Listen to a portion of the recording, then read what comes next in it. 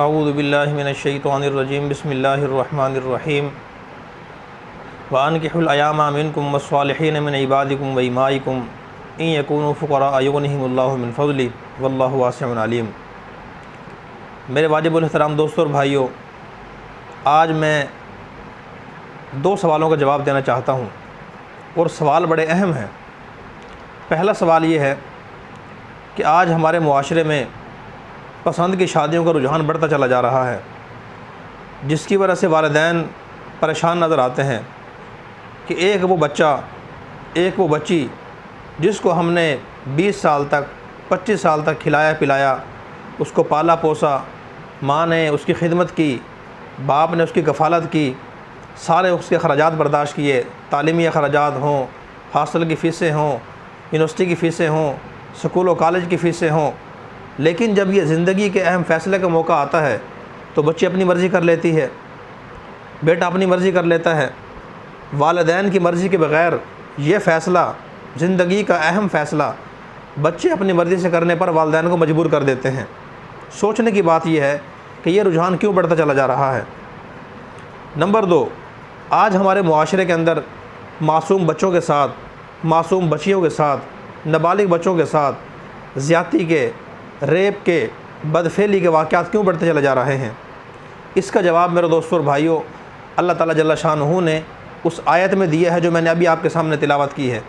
سورہ نور کی آیت ہے۔ اللہ پاک نے فرمایا وَأَنكِحُوا الْأَيَامَ مِنكُمْ وَالصَّالِحِينَ مِنْ عِبَادِكُمْ وَإِمَائِكُمْ، فرمایا کہ جو بے نکاح غلام ہیں، لڑکے ہیں، ان کے تم نکاح کر دو۔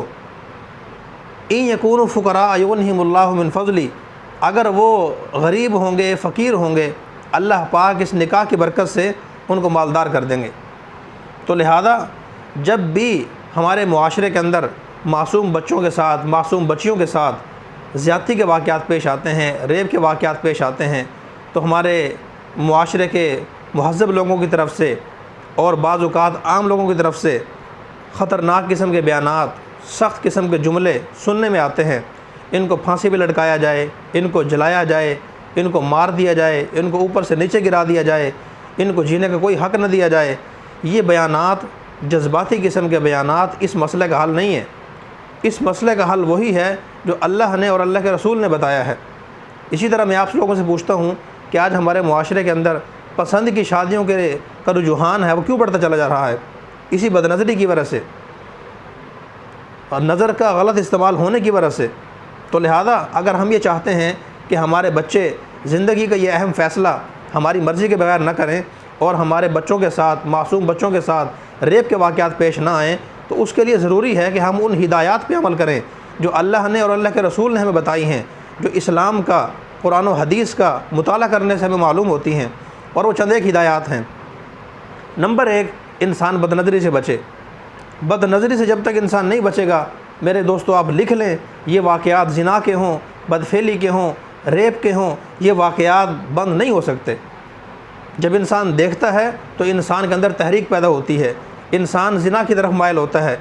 اللہ کے نبی نے فرمایا حدیث میں کہ نظر شیطان کے تیروں میں سے ایک تیر ہے۔ یہ زنا کا پہلا قدم ہے، پہلی سیڑھی ہے۔ جو بندہ اس سیڑھی پہ قدم رکھ دیتا ہے تو پھر وہ بالآخر نتیجے کے طور پر زنا کے اندر مبتلا ہو جاتا ہے۔ لہذا بد نظری سے بچنا ضروری ہے۔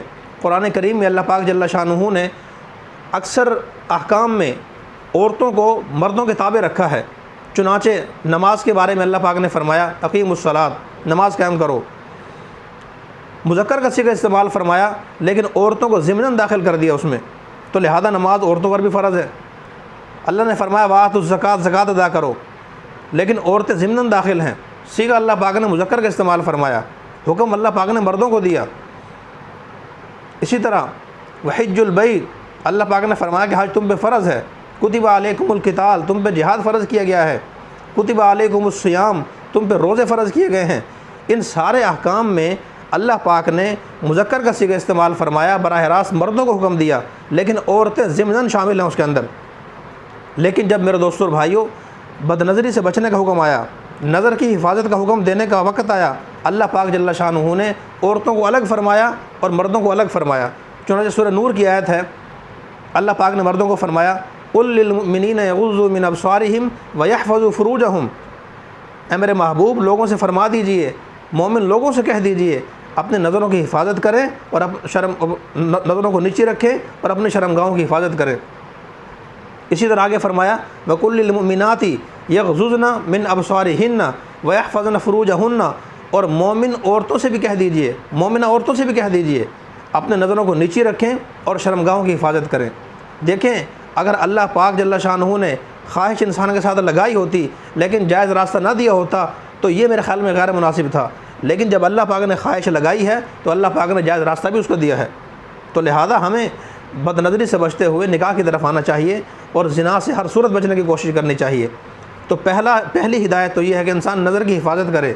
دوسری ہدایت یہ ہے اللہ کی طرف سے، اللہ کے رسول کی طرف سے، زنا سے بچنے کے لیے، عشق مجازی سے بچنے کے لیے، بدفعلی سے بچنے کے لیے، ریپ کے واقعات سے بچنے کے لیے اور نفسانی جو گناہ ہیں ان سے بچنے کے لیے دوسری ہدایت شریعت نے یہ دی ہے کہ انسان جو ہے ایسے ماحول میں رہے، اپنے بچوں کو بھی ایسے ماحول میں رکھے، ایسے تعلیمی اداروں کے اندر اپنے بچوں کو بھیجے، بچوں کو بھی اور بچیوں کو بھی، جہاں پردے کا ماحول ہو، جہاں دینی ماحول ہو، دینی تعلیم کے ساتھ ساتھ دنیاوی تعلیم بھی ہو، لیکن پردے کا ماحول، دینی ماحول ہو، آزاد ماحول نہ ہو، بے باکی والا، بے حیائی والا، فحاشی والا، عریانی والا، آزادانہ ماحول نہ ہو، جہاں مرد اور عورتیں، لڑکے اور لڑکیاں آپس میں بے باکی کے ساتھ گفتگو کرنے کا ان کو موقع نہ ملے۔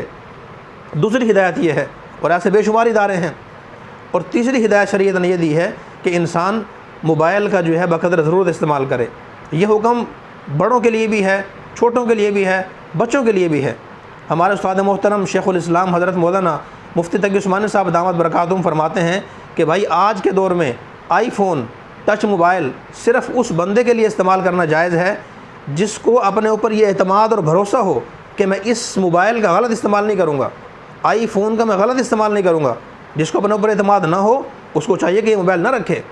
یہ چیز ہی ایسی ہے، گناہوں کا مجموعہ ہے۔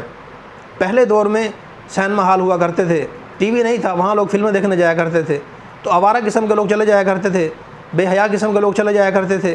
لیکن مہذب لوگ، باعزت لوگ، پڑھے لکھے لوگ، تعلیم یافتہ لوگ اور شرم و حیا والے لوگ، خاندانی لوگ ان سینما ہالوں میں نہیں جایا کرتے تھے۔ لیکن میرے دوستوں اور بھائیوں، آج دشمن نے اتنی سازش کی ہے کہ وہ سینما ہال اس نے ہر بندے کے، ہر مسلمان کے گھر میں پہنچا دیا ہے۔ چنانچہ اللہ معاف فرمائے اب یہ وہ سینما ہال ہے جو ہر بندے کی جیب میں ہے، چاہے وہ نمازی ہے، چاہے وہ حاجی ہے، چاہے وہ غازی ہے، پہلی صف کا نمازی ہے اور تکبیر اولیٰ کے ساتھ نماز پڑھتا ہے، تہجد پڑھتا ہے، لیکن یہ سینما ہال اس کی جیب کے اندر موجود ہے۔ اور اللہ معاف فرمائے شاید سینما ہال میں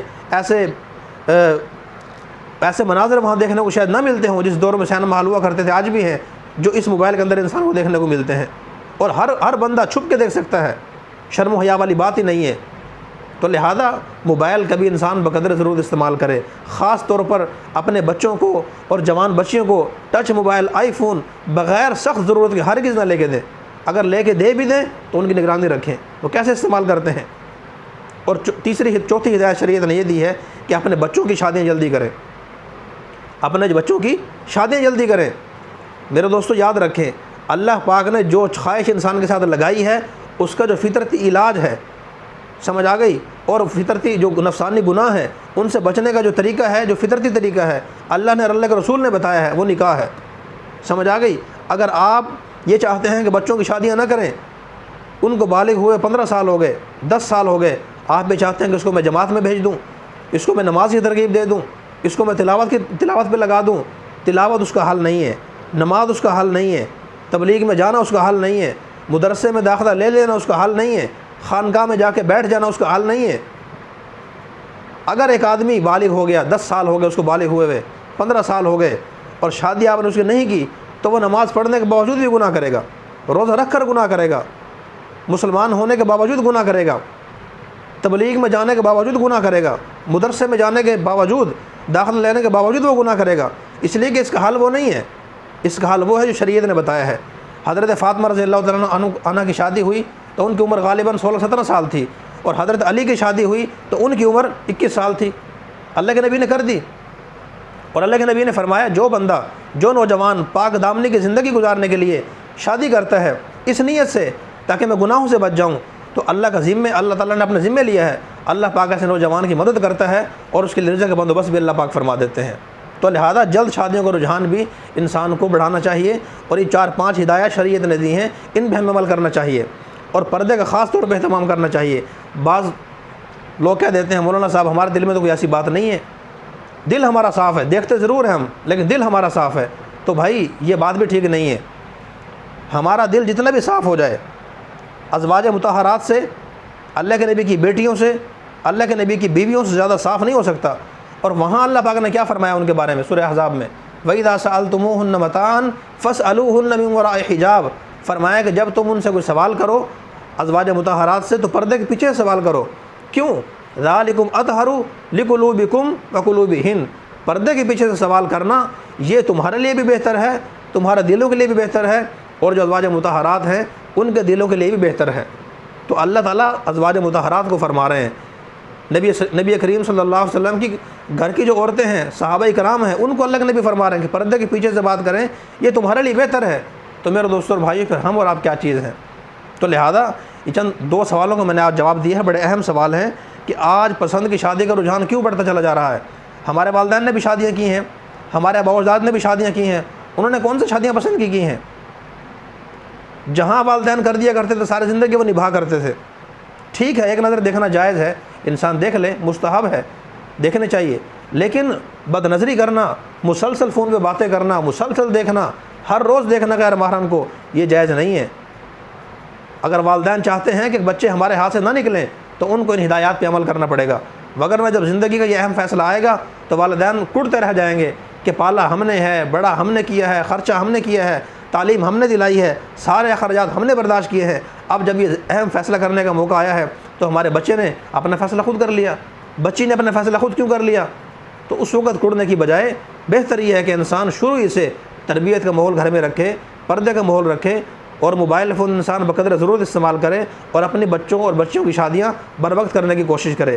باقی باتیں انشاءاللہ اگلی ویڈیو میں عرض کروں گا۔ اللہ پاک مجھے بھی، آپ سب حضرات کو بھی شریعت کی ان دی ہوئی ہدایات پر خلوص نیت سے عمل کرنے کی توفیق عطا فرمائے۔ وآخر دعوانا الحمدللہ رب العالمین۔